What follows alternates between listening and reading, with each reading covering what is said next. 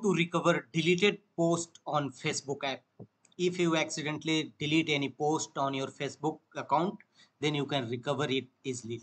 At first, launch your Facebook app account, log in it, and click on your profile picture. Thereafter, go to profile, and your profile, you will find the three horizontal dot. Click on it, choose archive.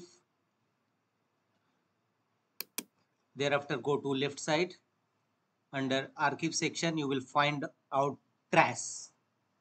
Click on it, and all your deleted post will available here. Simply click on three horizontal dot and choose restore to profile. Items you restore to your profile can be seen by the audience that was selected before they were moved to trash. Click on restore. Again, next post, again choose and choose restore to profile. Restore.